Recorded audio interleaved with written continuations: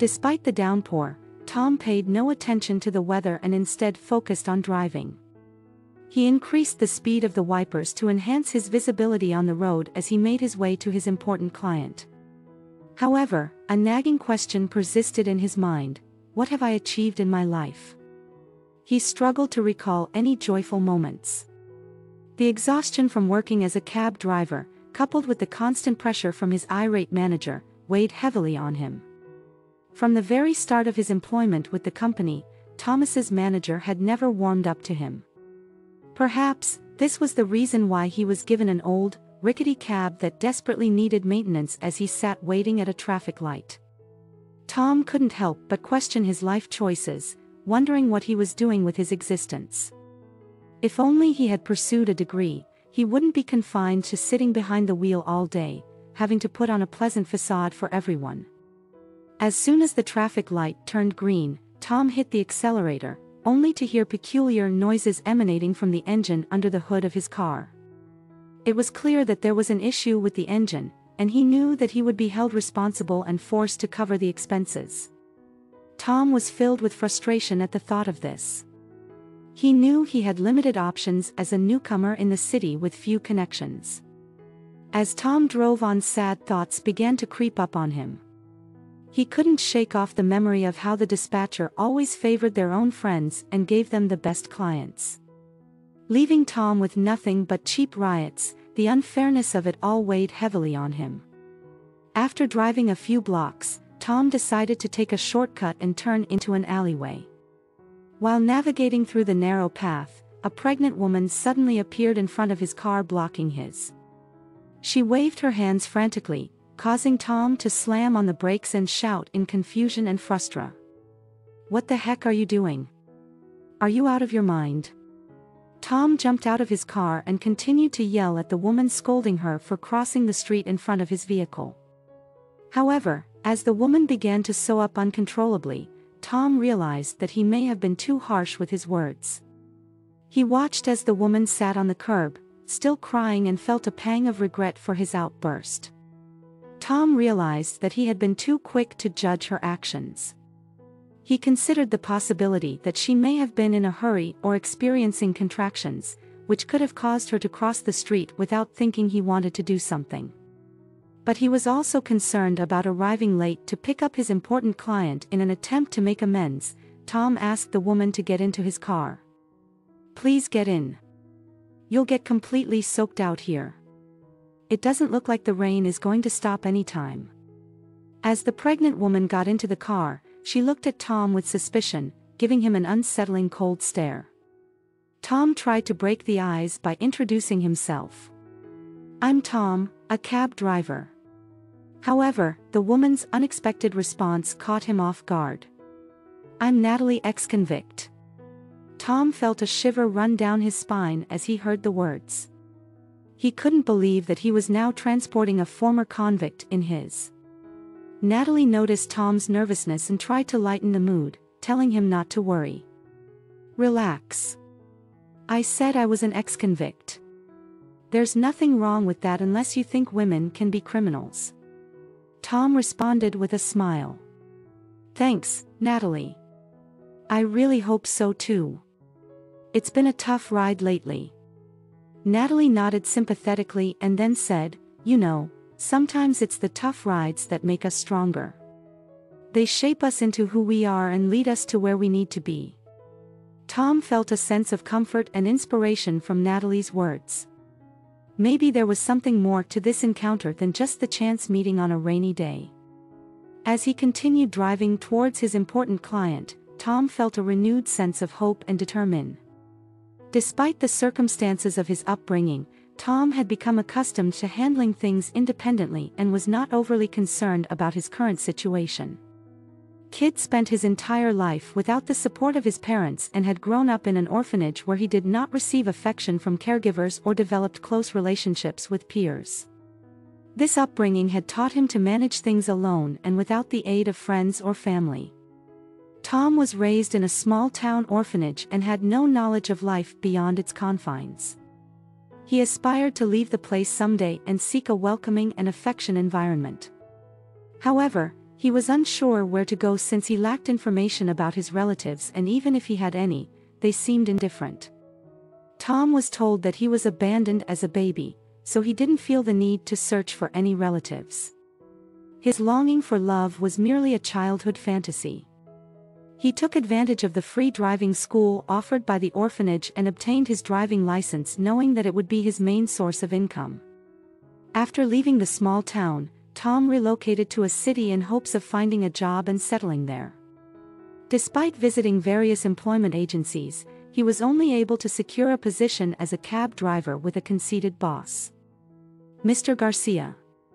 Tom didn't voice his discontent with the job, but he despised the idea of encountering his boss at. One day during working hours, the president of the company, who usually stayed away from the office and was often seen with his family, paid a visit. Tom admired how the president, Mr. Wilson, carried himself in public despite this high position. He was modest and respectable. The employees were discussing the purchase of oil for the cabs. When Tom mentioned that he had knowledge about oils, this was because he was assigned a car with an oil leak, and he had to frequently top up the oil, giving him insight into the. The president noticed it and smiled at Tom. "What's your name, son?" Mr. Wilson asked. "My name is Tom Higgins. Sir, I'd like to have a word with you after the meeting. Come to my office." From then on, Tom and the president were often seen chatting and laughing, but this made the manager, Mr. Garcia, jealous, and he sought revenge. However, Tom had done nothing wrong and was doing his job well, so there wasn't much the manager could do to punish. Tom was sitting behind the wheel and driving his pregnant passenger, God knows where. He was anxious about the important client that was waiting for him. It was someone Mr. Garcia asked to make sure he picked up on time. Tom stopped thinking and decided to pass the time faster. As he drove through the traffic, he turned to his passenger and said, "That's quite a baby bump." "Yeah, I'm expecting next month." She smiled. "I feel like I'll never see my babies." Tom's. "Why do you say so?" Natalie asked. "I've seen so much injustice that I just can't trust people anymore." They rode in silence for a while and Natalie spoke up. "Well, your whole life is ahead of you and you just have to believe something. All it takes is a wish to change your life," she said, and fell silent again. Tom felt a surge of nostalgia and a wave of emotions hit him. He couldn't pinpoint any specific memories that made him feel nostalgic, but it was something that arose after hearing Natalie's words. The idea of making a change in his life suddenly felt appealing to him after a long time. He couldn't remember the last time anyone had encouraged him to have faith and pursue his wishes. He felt a sense of positivity and grinned, catching Natalie's smile in the rear view. "Thank you for your kind words," Tom said. Natalie smiled and offered to pay for the ride once they arrived at their destination. When she told Tom the address, he let out a deep sigh, realizing it was quite a distance, but he reassured her, saying, "Don't worry about paying. I'll take you where you need to go. I understand that you may not have the money to pay off front. I've had passengers before who said they would pay at the end of the ride only to disappear without paying." Natalie nodded and replied, "Sure, I understand, and no worries. I didn't mean to snap at you. It's just that sometimes people judge me based on my past and it's frustrating." Tom nodded and apologized again for making assumptions. The rest of the ride was quiet, but the tension between them had dissipated. Tom quipped, "Looks like we're at a bank. I hope you're not here to rob it." He kept this promise and didn't charge her for the ride, taking into consideration that she recently got out of prison and probably had other expenses to cover. As soon as he merged onto the highway, Tom felt a sinking feeling in his stomach as he realized he would be late for the pickup. Now, he knew Mr. Garcia would be furious with him for being tardy, and he fretted that he might be reported to the president and subsequently fired. When he finally arrived to pick up a man in a suit, the passenger gave Tom a stern look and checked his watch before staring at him through the rear-view mirror, but didn't say anything. Tom was certain that he'll be reported for his late. When Tom arrived at the office in the evening, he found Mr. Garcia in a state of fury. "You were late for the pickup," Mr. Garcia shouted. "I apologize, Mr. Garcia. The traffic was terrible and my car was having some issues." Tom tried to explain. Mr. Garcia didn't want to cut to the chase. He wanted to indulge in his ego, and he took his time redoing his tie while looking at himself in the mirror. The silence was unbearable for. "You know that the cab has a satellite tracker, right? I just love that piece of gadget. It makes my job a lot easier." "What are you talking about, Mr. Garcia?" Tom looked bewildered. He genuinely had no idea that there was a tracker in the cab. "I'm talking about the route you took. There was quite a detour." Mr. Garcia chuckled. "What did you do at the bank? Did you deposit the millions you're earning?" Mr. Garcia kept push. Tom was frightened. He was wondering if something bad happened at the bank, if he was really robbed or something. "Mr. Garcia, did anything bad happen?" Tom asked. "That's bad enough to punish you." Mr. Garcia replied, "I'm just wondering how I can do that so that you remembered for a while." He smiled. "Can I pay a fine instead? I promise it won't happen again." Tom pleaded. "You have the guts to tell me what to do now." "Huh?" Mr. Garcia frowned. "You can get your stuff from the camp and get the heck." He yelled out, "Sir, I've always taken the cheap rides and never complained. I did my job. Well, please don't kick me out. Now. I was just given a ride to someone in need. She was pregnant."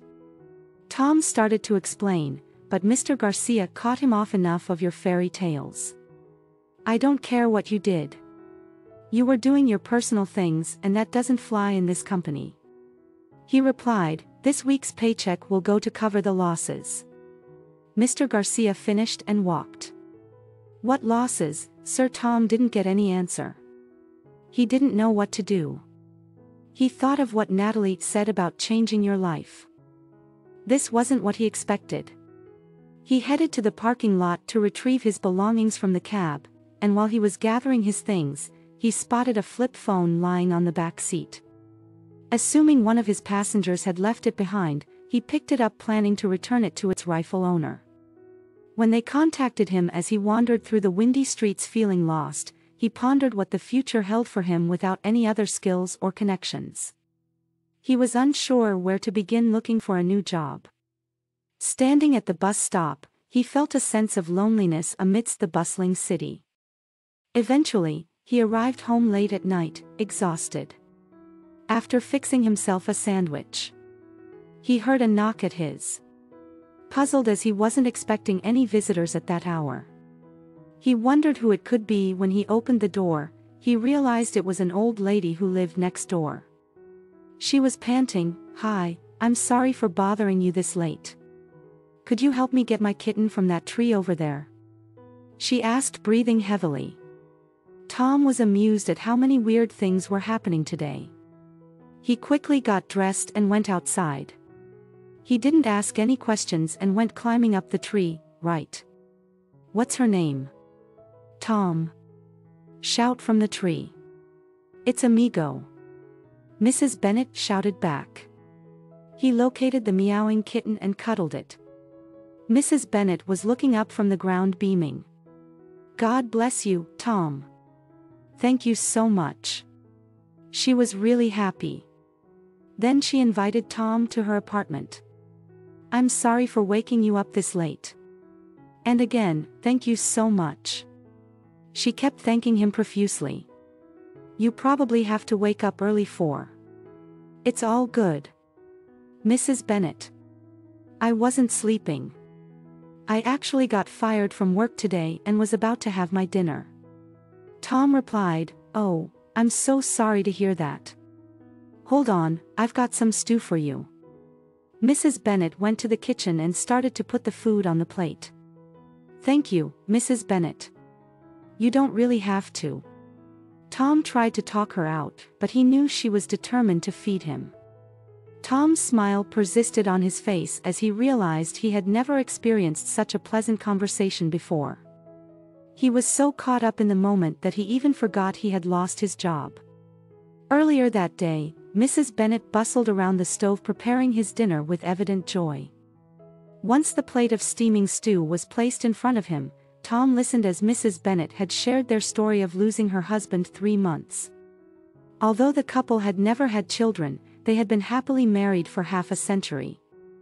Mrs. Bennet became emotional as she reminisced about her late husband confessing to Tom that she'd been struggling to sleep at night and feeling incredibly lonely without him.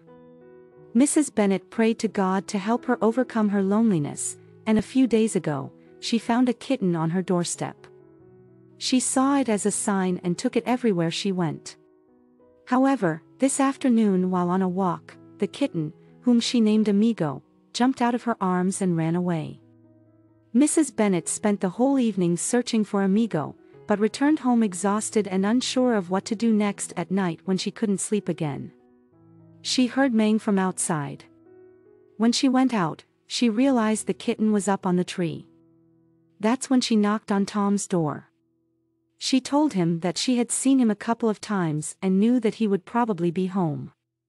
Tom explained he left home early and came back late. That was his routine. "All right, Mrs. Bennet, I better get going. Gotta get some sleep. I'm tired. Had a busy day." Tom sighed heavily and got up. "Thank you so much for your kindness, Tom. Drop by sometimes, we're neighbors." After all, Mrs. Bennet smiled. "I will." As Tom went out and walked over to his apartment door, a cab pulled over to Mrs. Bennet's house. He opened his apartment door and went. It felt suspicious because Mrs. Bennet didn't mention she was expecting any guests, especially this late at night. He moved the curtain to see who's getting out of the cab. It was dark outside and he couldn't really see the face, but it was clear it was a woman. She slowly limped over to Mrs. Bennet's door and knocked. A moment later, Mrs. Bennet opened and embraced the. Tom realized it was someone she knew and smiled and went back to his bed. He lay in his bed trying to fall asleep. Half an hour later, a phone rang, but it was weird because his ringtone was different. He got up and went out to the hallway. The ringing was coming from the pocket of his jacket. Tom completely forgot that he had brought the flip phone he had found in the back seat. The caller ID said Rama. Tom hesitated before picking up, but then he decided to talk. "Hello, Tom." "Hi, sir. I'm sorry for calling you this late at night. My granddaughter left her phone in your cab. Could you bring it to the address I will give you? We'll pay for the delivery, sir." An old lady said on the phone. Strangely, her voice sounded so familiar. "Yeah, sure, I can do that. But I'm already home. Can I deliver the phone to you tomorrow?" Tom asked. "That's not a problem at all. Thank you, sir. You heard on the other end. All right. Let me grab a." As Tom listened to the old lady dictate the address, he realized it was actually not far from where he lived, but when she gave him the full address, he was shocked that it was actually next door to him. He hung up the phone and couldn't believe it. He laughed at first, but then he dawned on him. He quickly got dressed and locked outside. He ran to Mrs. Bennet's door and knocked. Natalie and Mrs. Bennet were having warranty and converse. "Oh wow. That was pretty fast," Natalie noted when she heard the knock on the door. "Grandma said that it must be someone else. The cab driver said he was coming tomorrow though," she said and headed for the door. When Mrs. Bennet saw Tom smiling at the door, she was surprised. "Hey, Tom, come on in. I thought it was the cab driver delivering Natalie's phone," she said. Tom didn't say anything. He just stood there, barely holding his grin as they walked to the living room. Mrs. Bennet. "Honey, I want you to meet Tom, the handsome man that I told you about." He got the amigo from the tree for me. Not long ago, Tom and Natalie exchanged glances and smiled at each other. Mrs. Bennet appeared perplexed as she observed them. Is there a problem? Did I say something inappropriate? She asked, wearing a puzzled expression. Tom reached into his pocket and retrieved Natalie's phone. Here you go. Don't want you losing your things. Who knows? Next time I might not be your. He equipped with a chuckle as Tom spoke. Mrs. Bennet suddenly realized that the cab driver Natalie had mentioned earlier was actually Tom himself. She was taken aback by this revelation. Tom and Natalie both laughed and glanced over at Mrs. Bennet following their amusing discoveries. They also hadn't conversed for another 2 hours. Enveloped in a welcoming and amicable ambi. As Tom Saturn, Mrs. Bennet's snug abode filled with family photos and impeccably organized surroundings. He was overcome by a newfound sense of warmth in his heart. It was an emotion unlike any he had ever experienced before. Tom gazed into Natalie's bright sparkling eyes. She noticed his gaze and returned a smile. As he reflected on her words, he realized that the future held limitless possibilities. As long as he possessed a fervent passion for achieving his goals. During times of sadness and despondency, Tom turned to God for solace in comfort. Now he was grateful to have gained 2 new friends. All right, you two. I'm feeling quiet, tired. I'm gonna hit the hay now. Good night. Mrs. Bennet announced with a yawn before making her way to her bedroom. Her brief message was the only thing she uttered before retiring for the. Tom attempted to ease attention by inquiring about Natalie's baby. She's quite active. Her kicks are really strong. Natalie replied, flashing a smile. However, Tom suddenly became lost in thought. Pondering who the father of the baby might be. Uncertain if Natalie had a family or a significant other. Tom harbored the secret hope without warning. Natalie addressed Tom's thoughts directly. You're likely wondering about the father. She remarked, meeting Tom's case. Tom remained silent, simply staring back at her. Natalie shared that her life story was quite fascinating. She revealed that she had dated a man who turned out to be a drug dealer, but she was unaware of it. One day, the police raided their place and the man escaped and never returned. Despite her claims of innocence, she was convicted of drug dealing and sent to prison. However, she was released early due to new evidence.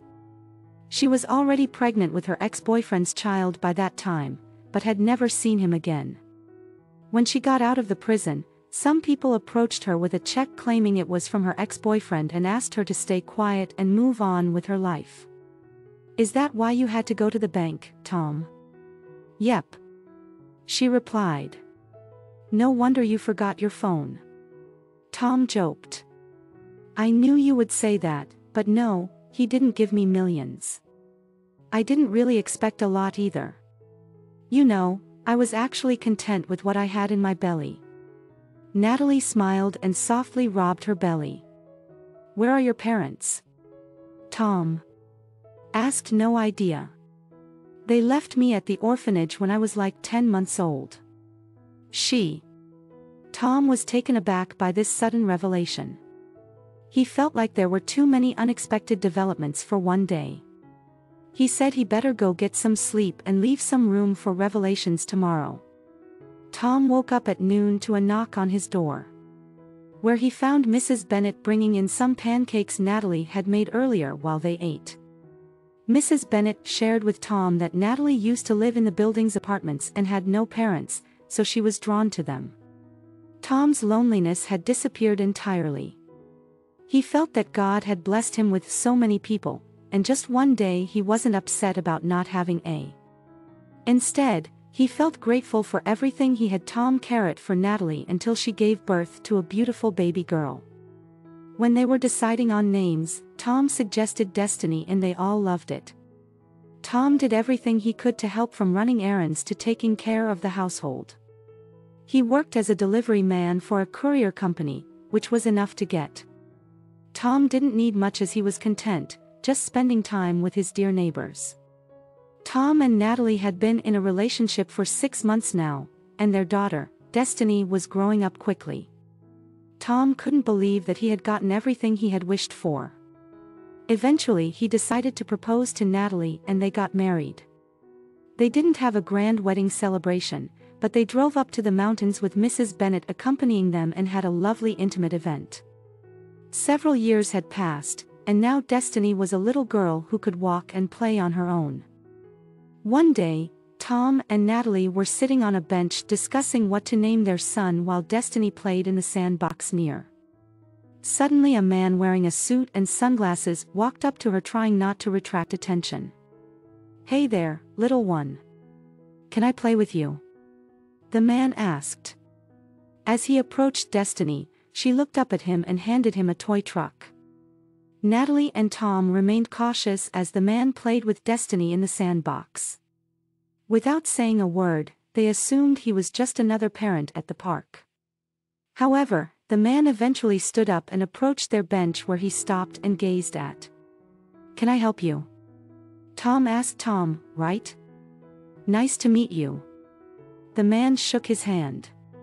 He then removed his sunglasses and Natalie was surprised to see that it was her former boyfriend. "I know what you had to go through. Because of me." She said, "Thank you for keeping the baby," he said, and asked Tom to step aside. "You did a great job in the world I come from, that earns you. See, I'm not a perfect person. I'm not proud of the things I've done, but I've always been grateful for the blessings that come my way." Cheryl said after that. She handed Tom an envelope when, without any further words, left the envelope. Board the message. "Wishing you all the best. Thank you and good luck." Tom hesitated for a moment before opening the envelope, only to find a check worth $100,000. Tom returned to Natalie with the envelope and gave it to her, and she was in disbelief. She hadn't anticipated or desired this outcome, but now she was content with how things had turned out. Tom worked tirelessly as a delivery man for 5 years without ever complaining. His boss appreciated his work ethic and called him into his office one day to express his admire. He said, "Tom, I've seen many people come and go, but you've been with us for nearly 5 years. I've never heard you ask for a raise or promotion." Tom smiled and replied, "Thank you, sir. I enjoy what I do here and I'm grateful for what I'm earning." The boss took off his glasses and asked Tom, "Would you like to try management? I need hard-working people like you in the department." "I don't mind at all, sir. I will do my best." Tom was walking through the hallway, a big smile on his face. The next day he was sitting in his office when a man walked in. The man said he was sent from the hiring department and explained that he had recently been transferred from a different branch and was now one of the truck drivers. Tom looked at the man and asked to fill out the form. 5 minutes later, the man handed back the form. Tom read the last name and looked at the man. "Mr. Garcia. Is that?" Tom was surprised. "I'm sorry. Do I know you?" Mr. Garcia asked. "I've worked under your supervision as a camp driver. Remember?" Tom reminded him. When Mr. Garcia remembered who Tom was, he felt bad for what he had done before he told Tom that the company's president, Mr. Wilson, had noticed that Mr. Garcia was firing many people just to impress him, and that's why he got fired too. "I'm really sorry, Tom. I was being a jerk, and I hope you're not still mad at me." In an apologetic tone, Mr. Garcia said, "No, sir. Not at all. I may have lost something, but I gained something bigger." Tom responded with a positive attitude. Following the conversation, Mr. Garcia discovered that Tom had been promoted to a higher position in the company and was now in charge of his department. Initially, Mr. Garcia felt uneasy about the situation, given his past behavior towards Tom. However, he decided to put his best foot forward and work hard to make things right. Tom, on the other hand, harbored no ill feelings towards Mr. Garcia and was willing to give him a chance to prove himself. He acknowledged that everyone makes mistakes and believed in people's capacity for change. Tom was impressed by Mr. Garcia's willingness to take responsibility for his actions and his sincere apology. Tom and Natalie were grateful to have Mrs. Bennet in their lives. Although she had never had children of her own, she showered her grandchildren with affection and treated Tom and Natalie as if they were her own children. The family remained united in their love and support for each other.